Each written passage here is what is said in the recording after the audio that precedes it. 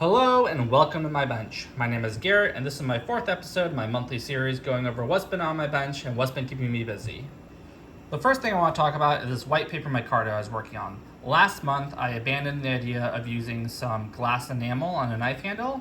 It turned out to be too brittle, and I think even just setting the knife down on a tabletop would cause it to chip off. So I didn't want to risk that, and I decided to work with a substitute material. So I have a white handle, which in this case I wanted to try white paper micarta.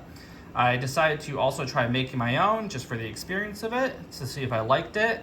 And I actually got a pretty good piece. Micarta is a material where usually it's a paper, a linen, a canvas, something like that. You soak it in a resin. I'm using epoxy in this case.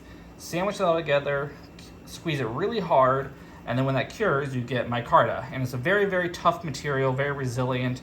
It is actually a fantastic handle material. However, I decided that I don't really like it. I like personally working with materials that I consider like real materials in the sense of metals, woods, ceramics, glass, stuff like that. Those to me have more substance and feel to them instead of a kind of kissing cousin to plastic. So instead of going through this project with a material I'm not really happy with just to accomplish the project, I decided to abandon this. So I ended up with one piece at the end here. I did probably about 4 pieces total. However, I very cleverly threw all the other pieces away before recording this video. So I just have this one piece left. It turned out pretty well, but like I said, I think I'm gonna go ahead and abandon this and wait to complete that knife handle until I can find another white natural material, either maybe a mammoth ivory or some other natural white material that I find. But for right now, I'm gonna go ahead and just kind of abandon the whole project until I can do it right. The next thing I want to talk about is actually off of my bench. So this is my new camera rig for doing all my recordings. So I was using a very cheap tripod with this same articulating arm attached to it. The issue was that the tripod was so light and the kind of footprint was small enough that anytime the camera was extended out a ways, the entire tripod and camera would tend to just tip over. Even if I put a weight or something on the bottom to hold it in place, it didn't really have the mass to stay upright. Even a small bump would just send the whole thing toppling down. So instead, I made this mount. So I still have the same articulating arm. I really like that. It allows me to move the camera around, get it exactly where I want so I can get the shots I want. But now instead of a tripod, I have this 3/4 inch steel rod that's vertical. This clamp here allows me to move that arm up and down that rod anywhere I want very quickly. I can get shots all the way at the ground or at the ceiling within seconds. This has about 40 pounds of weight on it to keep the base heavy, and these casters allow me to move the entire mount around very easily throughout my shop. This has been such an upgrade, even just using it over the last week. Every shot is just so much easier to get. I'm not concerned about the whole camera and tripod falling over, and this was well worth the effort it took to build it. The last thing I want to talk about is this wedding band I'm making for a client. He ordered a low layer count stainless steel Damascus wedding band. Right now it has been machined and it still needs some lathe work done on it to bring it to the final form before etching. However, in the end it should look a lot like this wedding band here with the low layer count stainless steel. I really like the stainless steel aspect of this because you don't have to worry about it rusting on your finger. It's maintenance free and you still get a handmade Damascus out of it. To get a ring to this point, I do my process a little bit differently. Most people, when they're making a Damascus wedding band, they forge out a round bar Damascus, cut slices off of that bar, and then turn the ring out of those slices. However, I take just a chunk off of my bar stock here, so you can actually see in the saw cut there the different layers going horizontally. And this is 304 and 316 stainless steel. This is enough material for probably about 2 rings, so I cut this in half, and my starting material is about a little over a 1/2 inch wide, 3/4 of an inch thick, and about 1.5 inches long. Once I have my starting material, I throw it in the forge, and this is my forging progression. I'll first upset the material so I have a cube. I'll then forge on the 4 corners and make it round into a cylinder.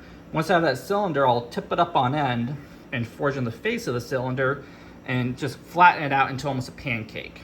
Once I have that pancake, I can take a punch and I start punching over a hole in my assuage block and just start to have the material fold up on itself so I can get that ring shape out of it. As you can see here, the punch will at some point actually punch all the way through the bottom and create a hole. And once that starts happening, every time I drive the punch in, I will then take the punch, flip it up on end, and start to forge on the actual lip of the ring blank. And that starts to just close up that material to the final diameter I need. Once this internal diameter over here is the final diameter I need it to be, the inside profile will actually be a cone.